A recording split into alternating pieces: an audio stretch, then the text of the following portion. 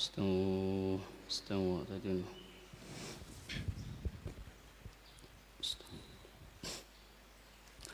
الله أكبر.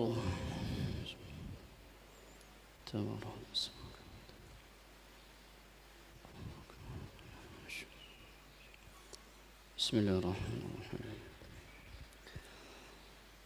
الحمد لله رب العالمين الرحمن الرحيم مالك يوم الدين إياك نعبد وإياك نستعين اهدنا الصراط المستقيم صراط الذين أنعمت عليهم غير المغضوب عليهم ولا الضالين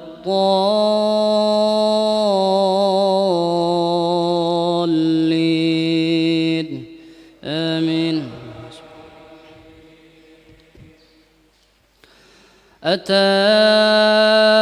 أمر الله فلا تستعجلوه سبحانه وتعالى عما يشركون ينزل الملائكة بالروح من أمره على من يشاء من عباده أن أنذروا أنه لا إله إلا أنا فاتقون خلق السماوات والأرض بالحق تعالى عما يشركون خلق الإنسان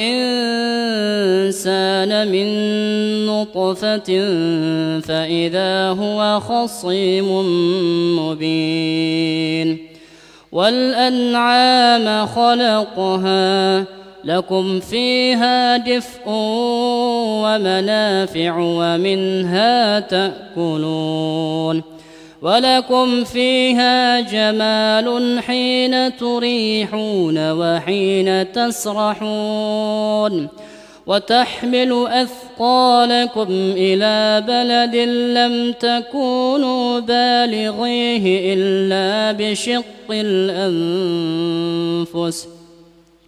إن ربكم لرؤوف رحيم والخيل والبغال والحمير لتركبوها وزينة ويخلق ما لا تعلمون وعلى الله قصد السبيل ومنها جائر فلو شاء لهداكم أجمعين وعلى الله قصد السبيل ومنها جائر ولو شاء لهداكم أجمعين هو الذي أنزل من السماء لكم منه شراب ومنه شجر فيه تسيمون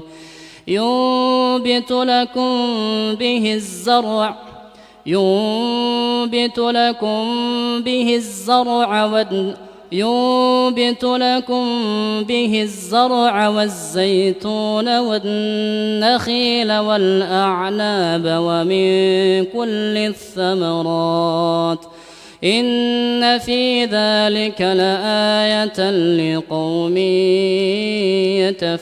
يتفكرون وسخر لكم الليل والنهار والشمس والقمر والنجوم مسخرات بأمره إن في ذلك لآيات لقوم يعقلون وما ذرأ لكم في الأرض مختلفا ألوانه إن في ذلك لآية لقوم يذكرون. الله أكبر.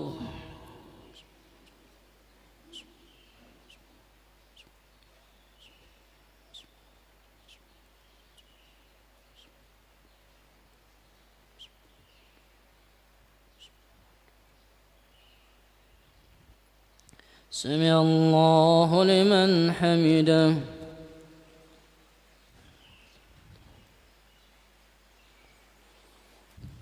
الله أكبر.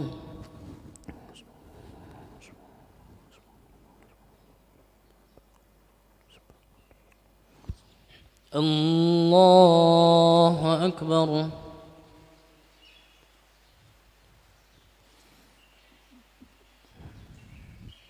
الله أكبر.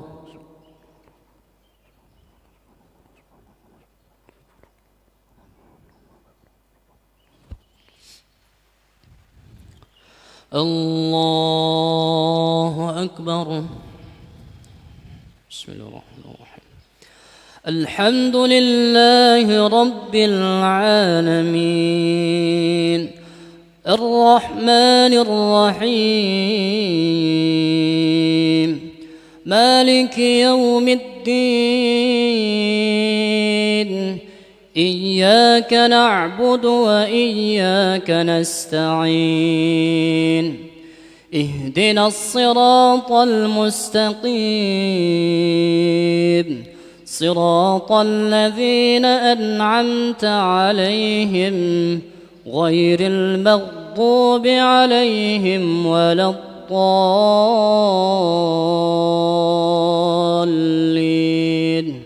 آمين.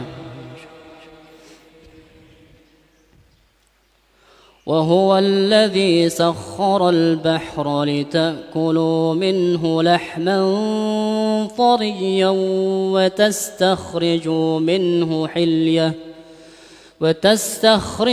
منه حلية تلبسونها وترى الفلك مواخر فيه ولتبتغوا من فضله ولعلكم تشكرون. وألقى في الأرض رواسي أن تميد بكم وأنهارا وسبلا لعلكم تهتدون وعلامات وبالنجم هم يهتدون.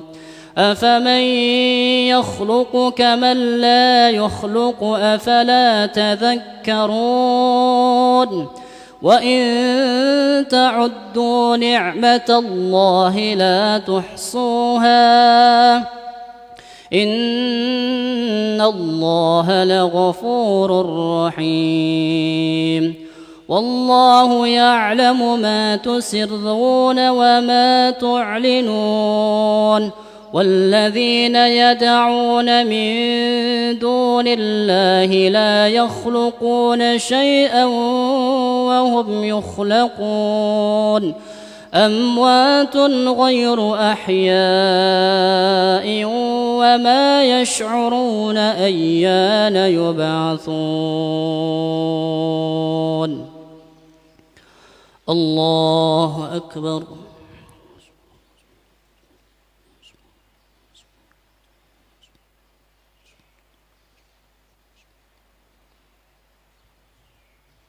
سمع الله لمن حمده.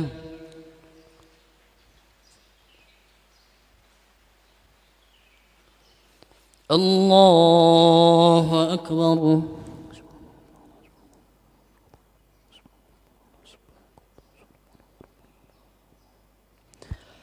الله أكبر.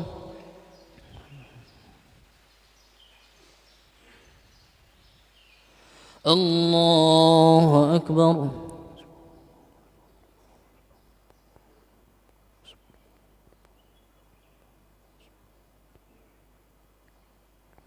الله أكبر.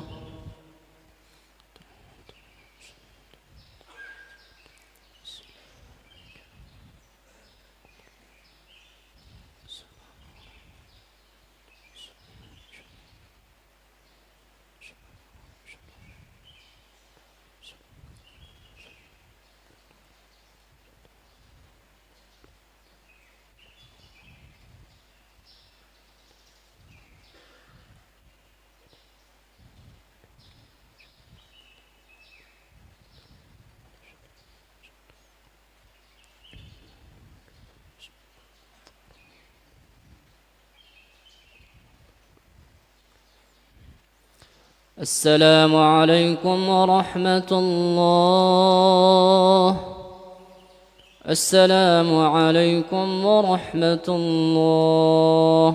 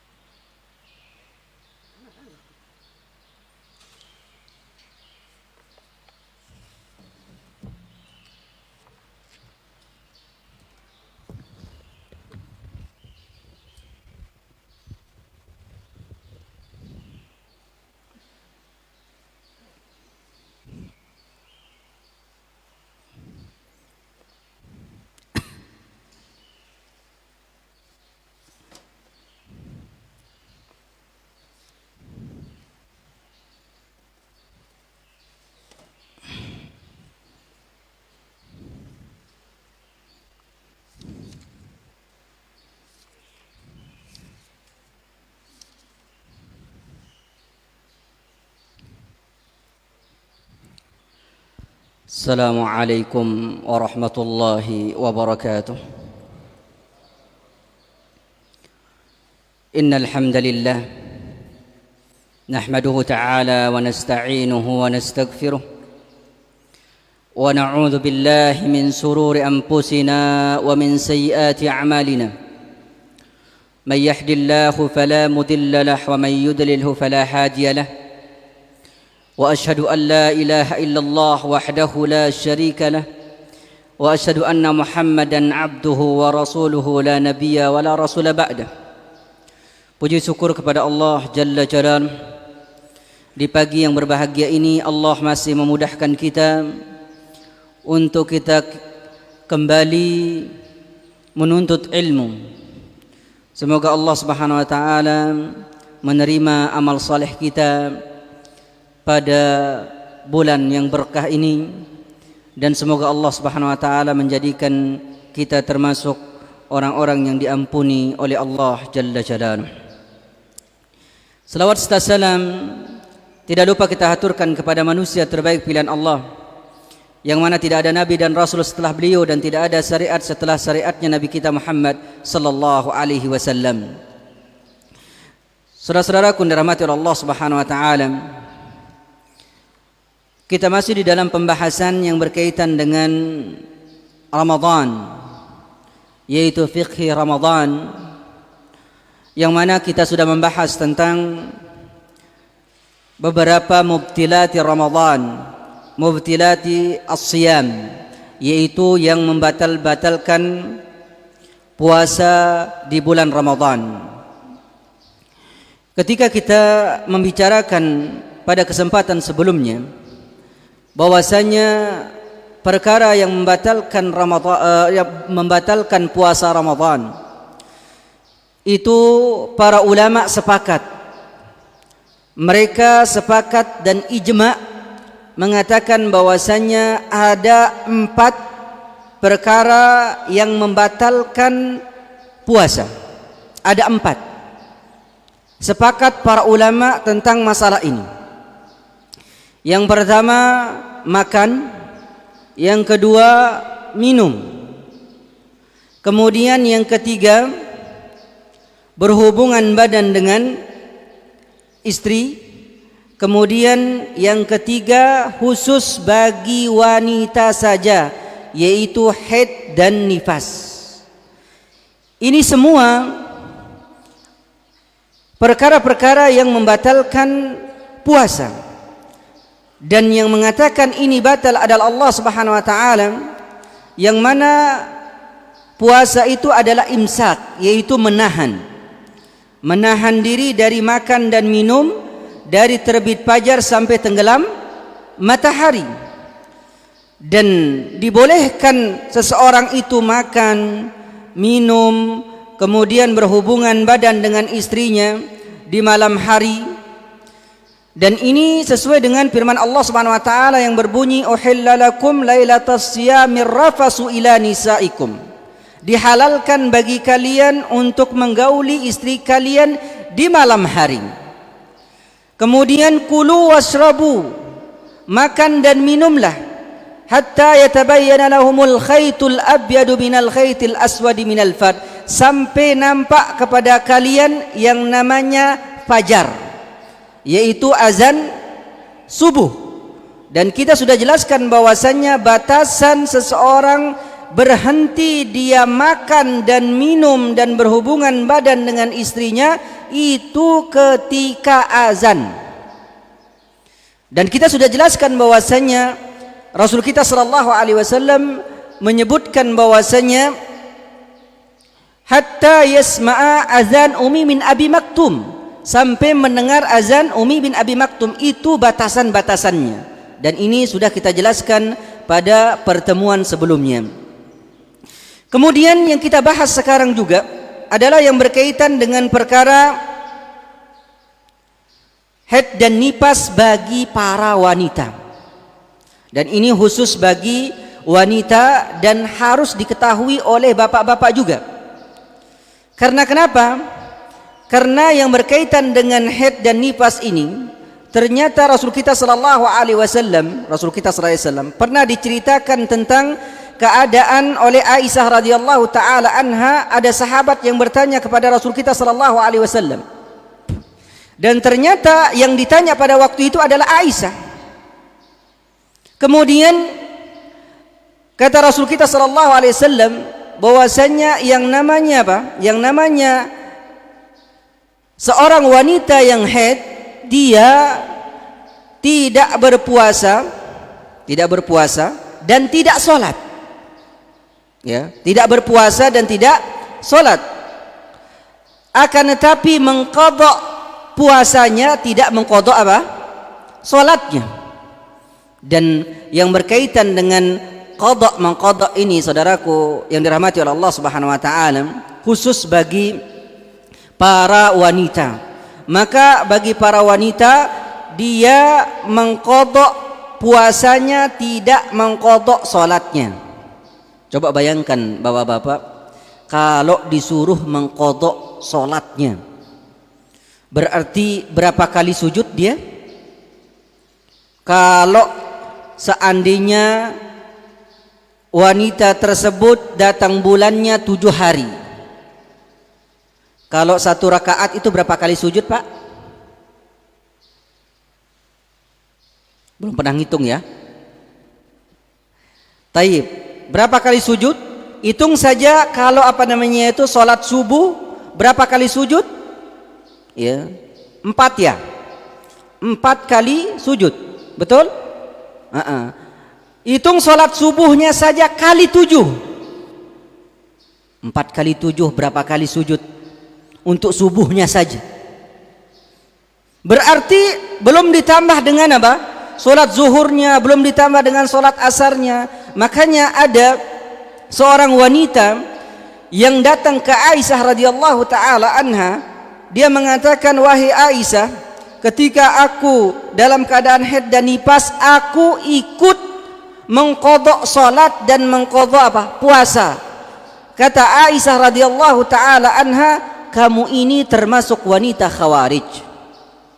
Karena kenapa? Karena perkara-perkara gulu yang tidak pernah diajarkan oleh Nabi kita Muhammad sallallahu alaihi wasallam. Ya. Ketika Allah Subhanahu wa taala memberikan yang namanya apa? Yang namanya kemudahan, maka itu diambil. Di antara kemudahan ini adalah bagi para wanita. Makanya masya Allah, ya, termasuk perkara yang sangat indah di dalam agama ini, khusus bagi wanita, ternyata dia tidak diperintahkan untuk mengqadha salatnya. Taib. Kemudian selanjutnya kita akan bahas juga yang berkaitan dengan perkara yang membatalkan puasa. Yang mana yang membatalkan puasa ini? Perkara-perkara yang sering kita dapatkan di zaman kita sekarang ini.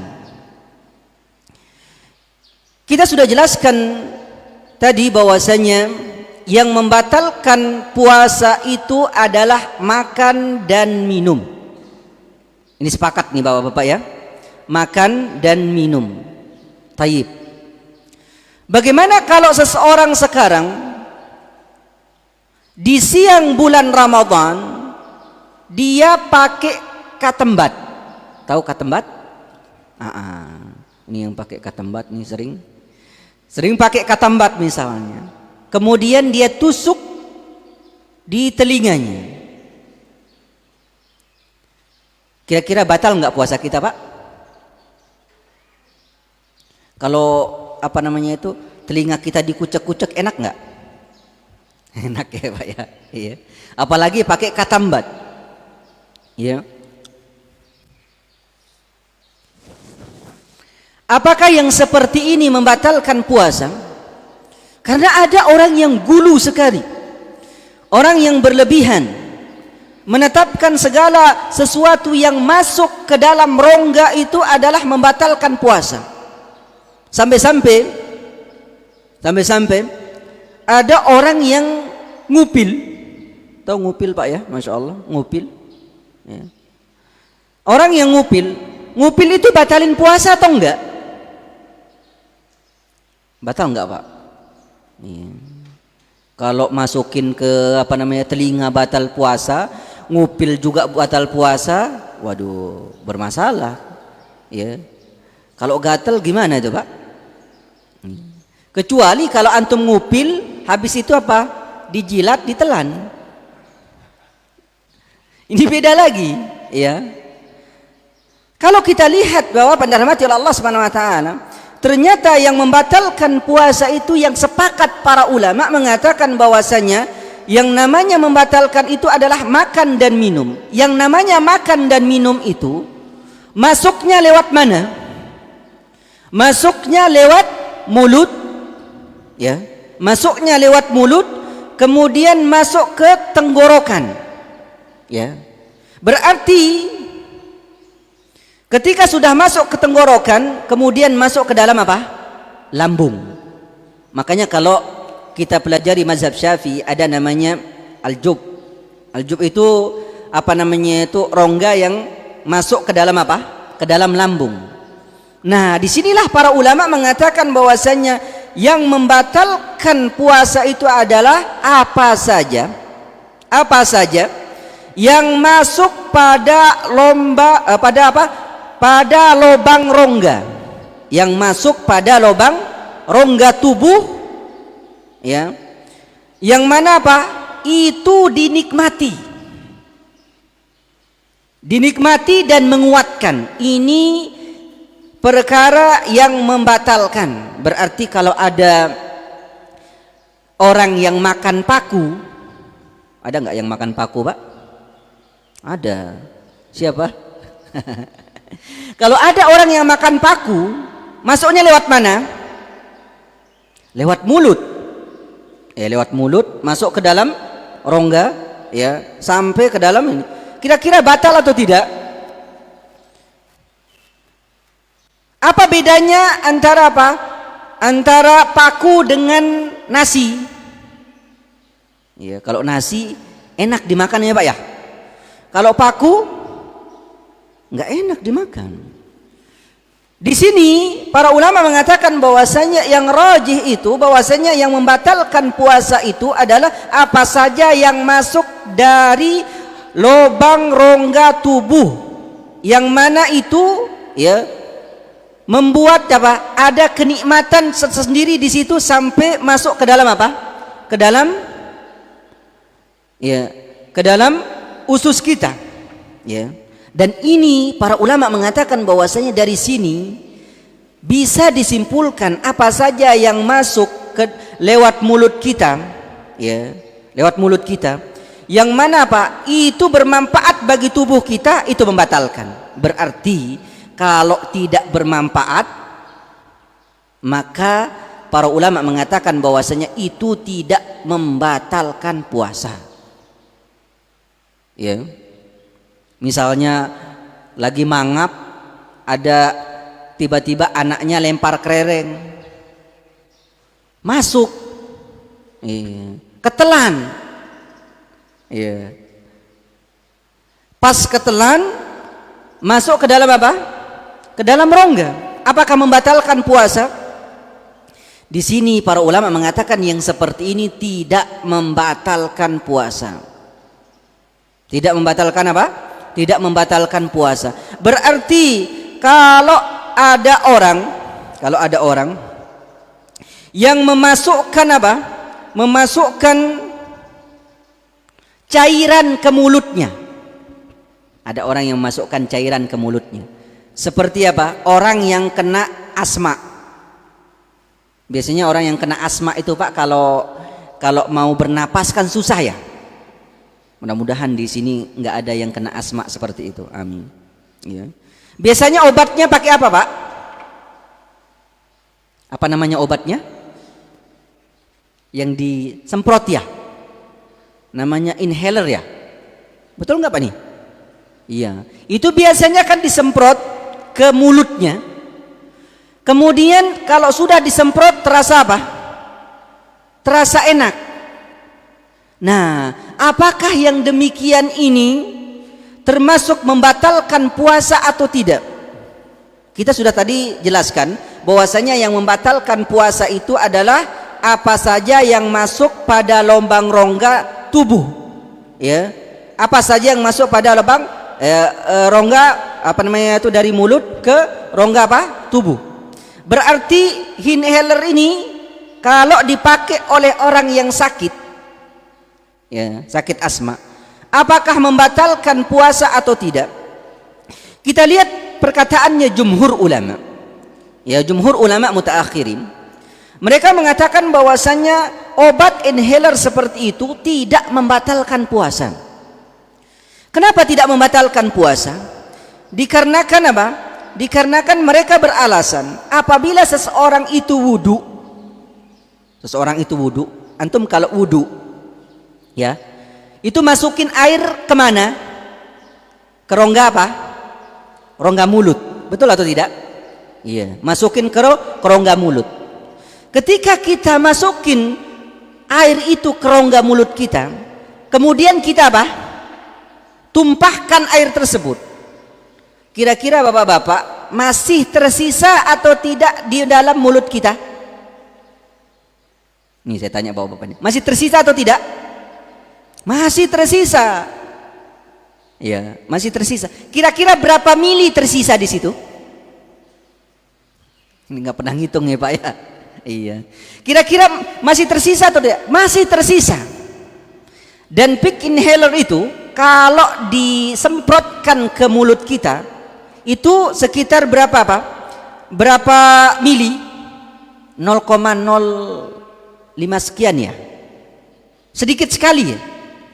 Nah, kata jumhur ulama mengatakan bahwasanya pick inhaler ini kalau dimasukkan ke dalam mulut, disemprotkan ke dalam apa? Ke dalam mulut, yang mana itu ya berada di dalam apa? Di dalam mulut saja. Ya, dalam mulut saja.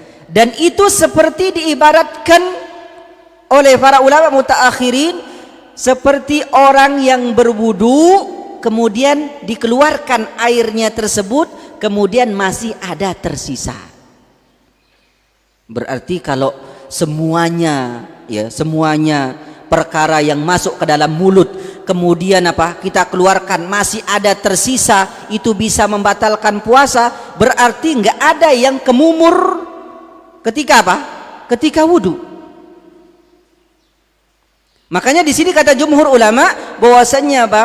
Bahwasanya orang yang memakai pik inhaler itu tidak membatalkan puasa karena apa? Didalilkan dengan apa? Ketika seseorang berkumur. Begitu pula Rasul kita sallallahu alaihi wasallam. Rasul kita sallallahu alaihi wasallam, beliau itu senantiasa bersiwak. Bersiwak. Biasanya kalau bersiwak itu masih terasa nggak di mulut kita? Masih terasa, ya. Dan terasanya itu lama. Lebih-lebih kalau siwak yang baru, bapak-bapak, siwak yang apa namanya itu, yang basah, ya. Masya Allah, siwak yang basah itu lebih, masya Allah, lebih enak gitu ya. Ini siwak yang basah ini, bapak-bapak, masih terasa di dalam. Makanya di sini ya disebutkan oleh para ulama apa saja yang masuk ke dalam mulut yang mana itu ya bukan seperti makanan yang bisa apa? Bisa mengenyangkan dan enak dinikmatin, maka itu tidak membatalkan puasa. Ya, dan ini yang disebutkan oleh apa? Oleh jumhur ulama, yaitu mayoritas para ulama. Ya. Jadi jelas di sini bahwasannya apa? Bahwasannya apa saja yang masuk ke dalam mulut, yang mana apa? Masuk ke dalam rongga, dari mulut ke rongga, kemudian sampai ke usus, yang mana itu dinikmati. Nah, kalau begini, kalau seseorang terkena penyakit jantung, Pak, biasanya kan obatnya itu untuk pertolongan pertama itu apa, Pak? Ada pil yang tablet itu, Pak, ya? Pernah lihat itu ya? Itu biasanya ditaruh di bawah apa? Ya, bawah lidah. Ya, di bawah lidah. Taib. Ini juga dibahas oleh para ulama. Apakah yang demikian ini membatalkan puasa atau tidak? Jumhur ulama mengatakan ini terjadi khilaf di antara para ulama. Sebagian mereka mengatakan bahwasannya apa? Kalau tablet obat jantung tadi yang dimasukkan lewat mulut, kemudian di bawah mulut tadi itu sampai ke lambung, maka bisa membatalkan puasa. Tapi pernah saya tanya bapak-bapak, ini apa namanya itu pil yang tablet yang seperti ini, itu kalau ditaruh di bawah apa namanya itu, di bawah lidah, itu nggak sampai ke lambung katanya. Sampainya itu hanya untuk jantung. Karena apa namanya itu, kalau kita tanya lebih mendalam lagi, kok bisa seperti itu?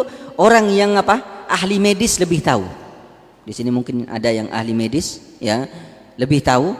Itu kalau enggak masuk ke jantung, enggak masuk ke lambung, maka tidak membatalkan puasa.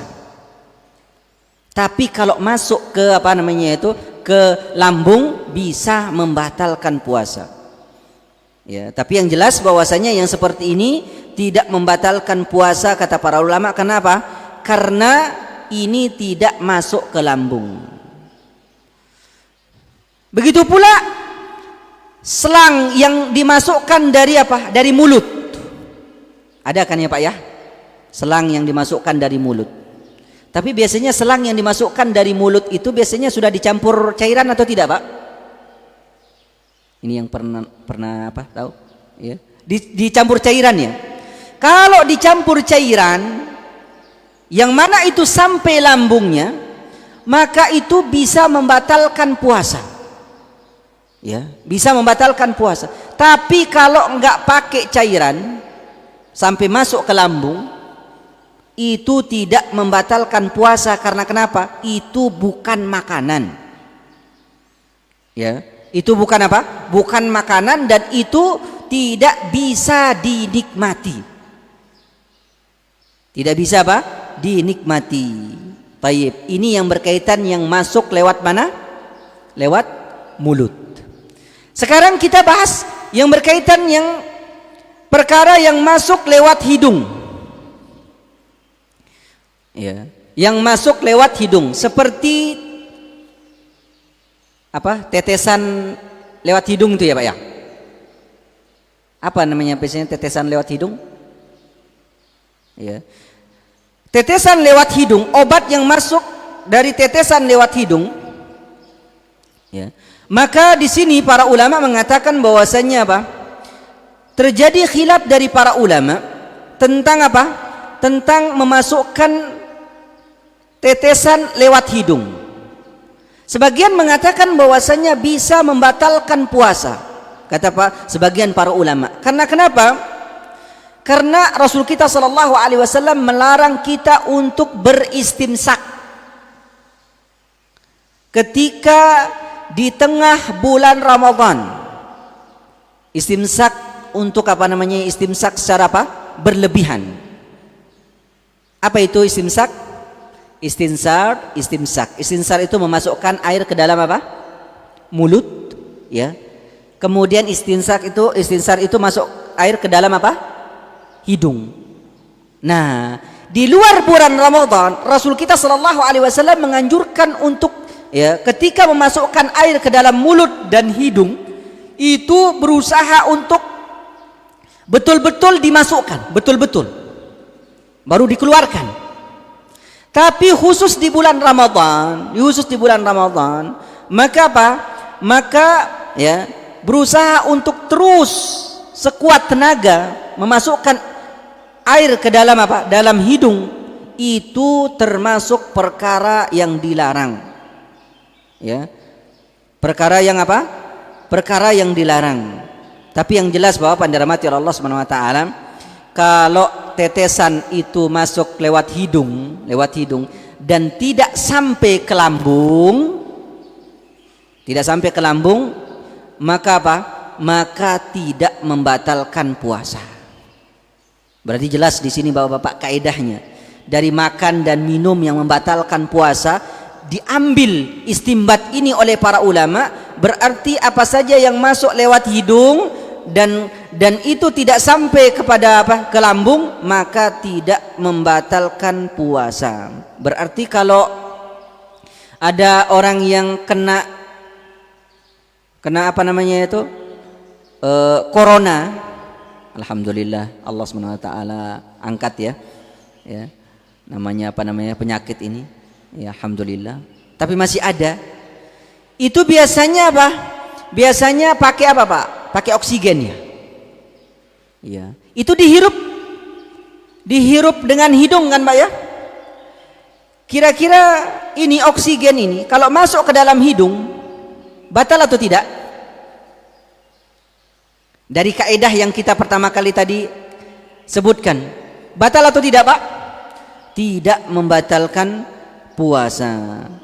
Taib, begitu pula perkara yang masuk lewat telinga. Perkara yang masuk lewat apa? Lewat telinga. Seperti apa? Seperti tetesan.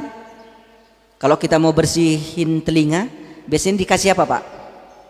Tetesan ya? Ya, yang pengalaman tahu nih, ya. Tetesan yang dimasukkan ke dalam apa? Telinga. Tapi biasanya ada dimasukin air ya Pak ya? Pernah nggak antum lihat dimasukin air, tar dikeluarin lagi, masukin air, tar dikeluarkan lagi, ya. Yang jelas di sini pendapat yang rajih, pendapat yang kuat mengatakan bahwasannya apa? Memasukkan air ke dalam telinga itu tidak membatalkan puasa. Karena kenapa? Kaidah pertama yang sudah kita sebutkan bahwasannya apa? Bahwasanya apa saja yang masuk lewat lewat apa? Rongga ini, mulut, itu bisa menguatkan, itu bisa membatalkan puasa. Tapi kalau dari telinga tadi tidak bisa, tidak apa? Tidak membatalkan puasa. Kemudian kalau obat itu masuk lewat kulit, Nih biasanya kalau diapain Pak? Disuntik. Ya. Disuntik di siang bulan Ramadan. Disuntik di siang bulan Ramadan. Apakah membatalkan puasa? Di sini namanya disuntik ini masuk ke lambung atau tidak Pak? Enggak masuk ke lambung. Ya, namanya disuntik, ya. Tapi yang jadi permasalahan kalau seandainya seseorang itu disuntik vaksin. Suntik vaksin, ini biasanya vaksin ketiga ini, ya. Biasanya tepar ya Pak ya. Ini rata-rata sudah vaksin 3 ya Pak ya. Iya. Biasanya kalau sudah vaksin ketiga itu tepar. Kira-kira kalau dalam keadaan seperti ini, kita nggak ngomong soal batal atau tidak. Tadi kita sudah sebutkan nggak batal. Tapi kalau seandainya seseorang lagi divaksin, kemudian ternyata dia apa? Dia menjadi sakit. Apakah dia membatalkan puasanya atau tidak? Di sini Pak. Apakah membatalkan puasa atau tidak? Apakah dia diberikan rukhsah atau tidak kalau dia dalam keadaan sakit? Karena kenapa? Karena sakit itu para ulama mengatakan bahwasanya apa? Sakit itu dikategorikan 2 keadaan. Yang pertama sakit yang bisa diharapkan sembuhnya, ya. Sakit yang tidak bisa diharapkan sembuhnya. Sakit yang bisa diharapkan sembuhnya ini diganti kalau dia tinggalkan perkara tersebut gara-gara sakit. Kemudian dia ada kesempatan untuk menggantinya, maka wajib baginya qadha. Ya. Jelas ini Pak? Tapi kalau sakitnya tidak diharapkan bisa sembuh, maka diganti dengan membayar fidyah. Dan ini yang dilakukan oleh ya, Anas bin Malik radhiyallahu taala an. Anas bin Malik pernah beliau membuat apa? Membuat adonan daging dengan gandum dicampur ketika beliau masa tuanya, karena beliau tidak bisa puasa. Dalam keadaan apa? Sakit, tidak bisa puasa, beliau ganti dengan apa? Membayar apa? Fidyah. Dan perlu dipahami di sini Bapak-bapak, sakit kan tadi boleh berbuka puasa atau tidak Pak? Boleh. Dan sakit ini banyak macamnya. Yang pertama ada yang sakit apa? Ringan. Sakit ringan Pak. Seperti apa? Seperti sakit gatal. Oh, kenapa kamu berbuka puasa? Saya sakit. Sakit apa? Sakit gatal. Korengan di sini. Buka puasa atau enggak? Kalau cuma sakit apa namanya itu gatal, enggak boleh berbuka puasa. Walaupun dinamakan sakit. Garuk saja, betul. Iya. Kalau cuma sakit seperti itu. Ada sakit yang mana apa? Yang mana dia menyebabkan apa? Dia menyebabkan tidak kuat. Seperti apa? Seperti tadi divaksin tadi. Pas giliran divaksin ternyata apa? Ternyata lemas. Ternyata lemas. Nah, ketika lemas seperti ini, boleh nggak dia berbuka puasa? Para ulama mengatakan bahwasanya afdolnya dia berbuka puasa.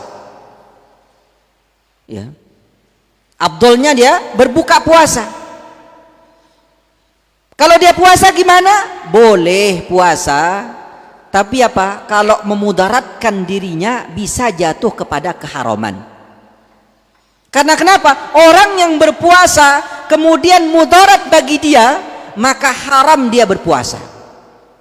Berarti ada 3 keadaan tadi ini Pak. Sakit yang ringan, kemudian sakit yang apa? Ya, membuat apa?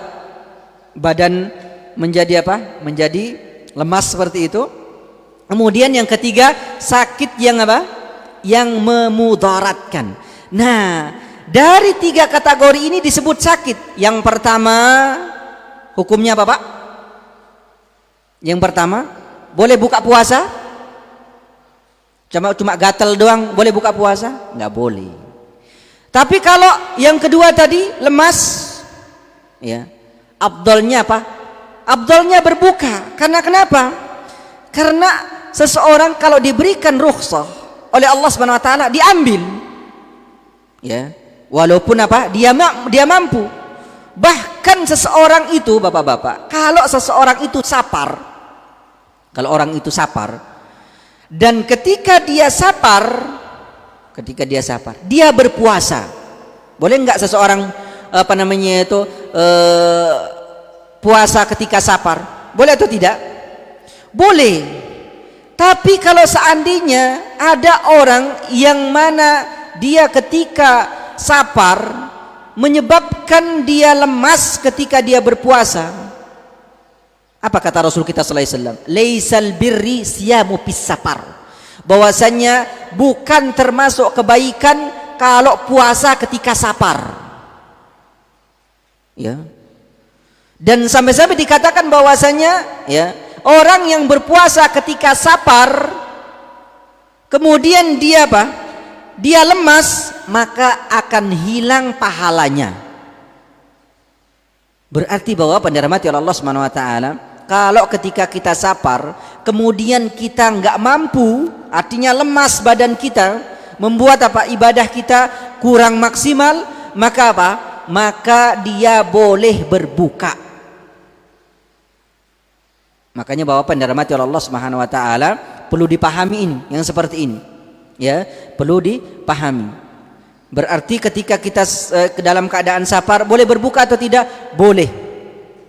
Sampai-sampai kata Rasul kita sallallahu alaihi wasallam, dijelaskan dalam hadis ya, Anas bin Malik, bahwasanya apa?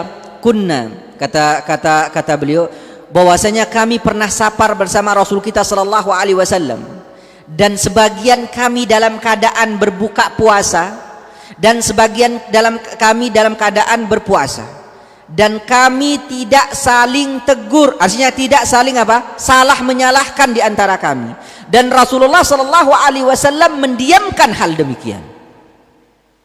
Berarti kalau kita sapar, Bapak-bapak, di antara kita mungkin misalnya suatu saat nih yang mau mudik ini, Pak, ya, yang mau mudik, kemudian ternyata apa? Ada teman kita yang lagi nggak mau puasa.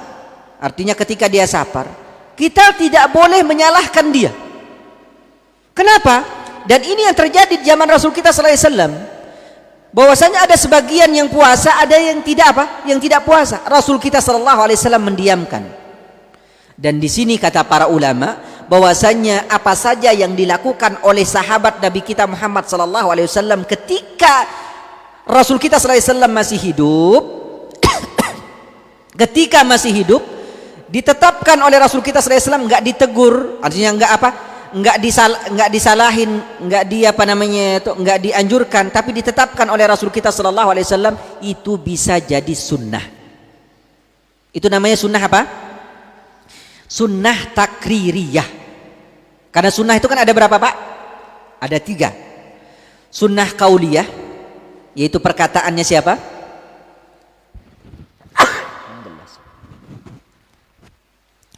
Perkataannya Rasul kita sallallahu alaihi wasallam, seperti dalam hadis-hadis yang ya sering kita baca. Ada namanya yang kedua sunnah fi'liyah. Alhamdulillah. Sunnah fi'liyah yaitu apa? Perbuatannya Nabi kita Muhammad sallallahu alaihi wasallam. Seperti bagaimana cara berwudu beliau, ya. Bagaimana cara ya, melakukan amal soleh seperti sholat, ya, sholat sunnah. Ini sunnah apa? Fi'liyah. Ada namanya sunnah takririyah. Sunnah yang mana apa? Sahabat melakukannya, Rasulullah SAW tetapkan, itu bisa jadi sunnah. Ada perkara yang mana Rasulullah SAW tidak tetapkan, itu tidak jadi sunnah. Ya, contoh perkara yang Rasul kita Sallallahu Alaihi Wasallam diamkan, ya. Sahabat yang mana apa? Nabi kita di zaman Nabi kita Muhammad sallallahu alaihi wasallam sebagian mereka salat tarawih berjamaah. Rasul kita sallallahu alaihi wasallam tegur atau tidak? Enggak ditegur oleh Rasul kita sallallahu alaihi wasallam, dibiarin oleh Rasul kita sallallahu alaihi wasallam dan bukan oleh sahabat tadi. Berarti kalau ada orang salat tarawih dia itu berjamaah, boleh atau tidak? Boleh, karena apa? Rasul kita sallallahu alaihi wasallam mendiamkan tadi, tidak melarang hal demikian. Adapun perkara yang dilakukan oleh sahabat kemudian ternyata ditegur oleh Rasul kita sallallahu alaihi wasallam, itu tidak bisa dijadikan sunnah.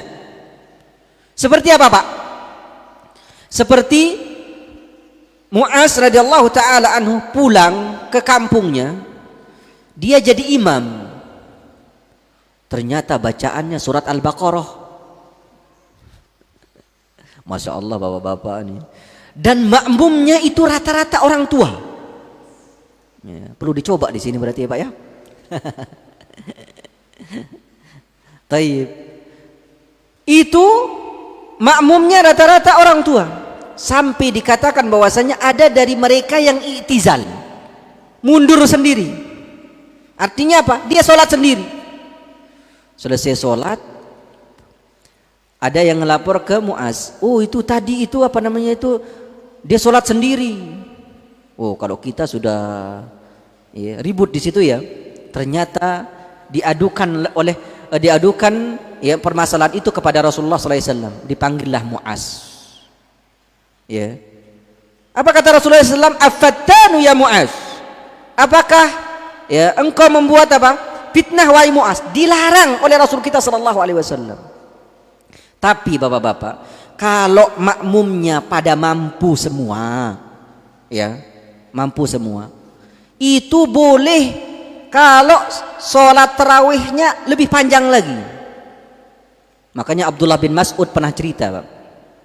Abdullah bin Mas'ud beliau pernah sholat tarawih bersama Rasul kita sallallahu alaihi wasallam, sholat malam.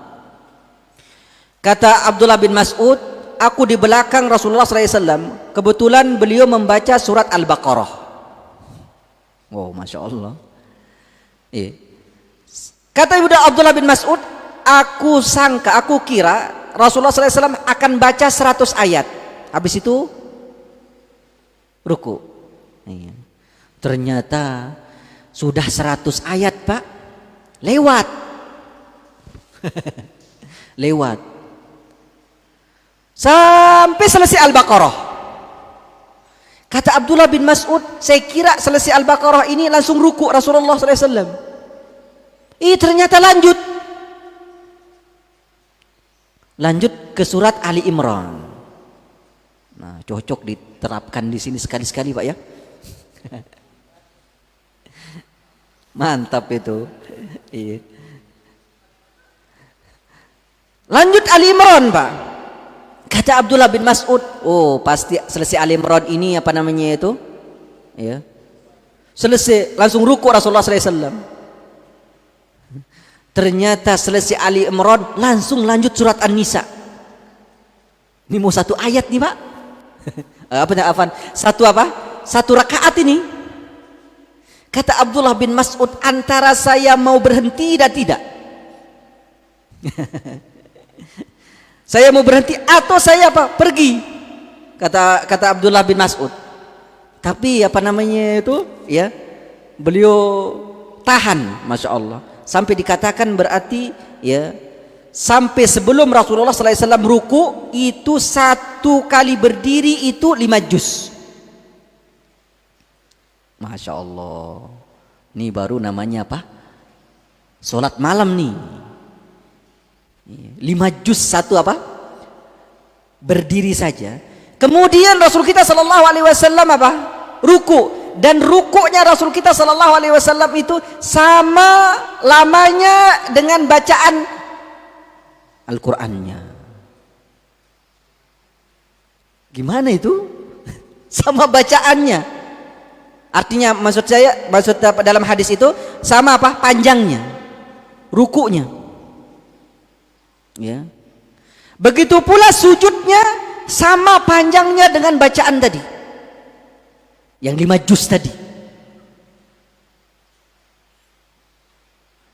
Tapi Masya Allah bapak-bapak, yang namanya sholat tarawih itu sholat yang berkaitan dengan rohah. Apa itu rohah Pak? Rohah itu santai. Iya, makanya kalau ada yang sholat tarawih 5 menit 23 rakaat, Ini bukan sholat tarawih namanya, perlombaan. Yang namanya sholat tarawih itu, masya Allah, ya seperti itu. Boleh nggak seseorang itu duduk? Boleh.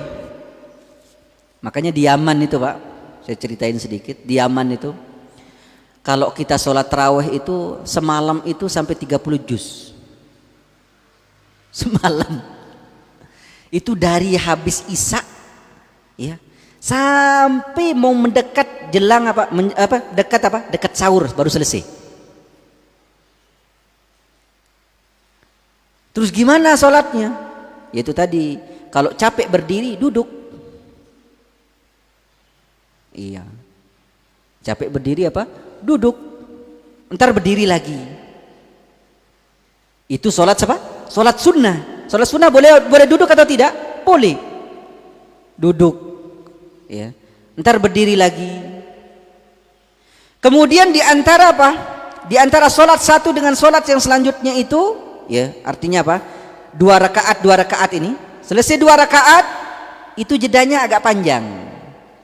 Ya, biasanya kita kalau mau buat teh manis, ya, minum dulu itu, habis setengah. Habis setengah baru lanjut lagi. Ya, kalau yang seperti itu agak susah diterapkan mungkin itu. Yang penting kita tahu dulu. Tapi boleh sekali-sekali ya Pak ya.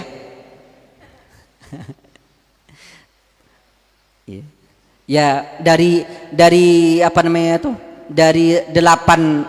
rakaat itu cobalah sekali 1 rakaat itu, jangan yang di awal ya Pak ya. Mungkin yang di akhirnya saja, itu 1 kali berdirinya aja 3 juz. Ya kan? Ini saran aja Pak. Iya, seperti itu. Kalau mau mengikuti contoh Nabi kita Muhammad sallallahu alaihi wasallam. Baik Bapak yang dirahmati Allah Subhanahu wa taala, insyaallah kita lanjutkan pada pertemuan selanjutnya insyaallah ya. Aqulu qouli hadza. Insyaallah pada pertemuan selanjutnya kita akan bahas mengenai mendetail tentang tentang Lailatul Qadar insyaallah. Karena ini penting sekali, karena banyak orang yang berasumsi yang namanya Lailatul Qadar itu ya malam-malam itu ya, kalau Lailatul Qadar datang semua pohon-pohon pada sujud, air jadi beku. Dulu kita seperti itu Pak ya. Apakah yang seperti itu tanda-tanda malam Lailatul Qadar? Ya. Taib, insyaallah kita bahas itu insyaallah panjang lebar secara mendetail insyaallah pada pertemuan selanjutnya Bapak dirahmati Allah Subhanahu wa taala. Aqulu qouli hadza subhanakallahumma bihamdika asyhadu an la ilaha illa anta astaghfiruka wa atubu ilaik wa akhiru da'wana anil hamdulillah. Assalamualaikum warahmatullahi wabarakatuh.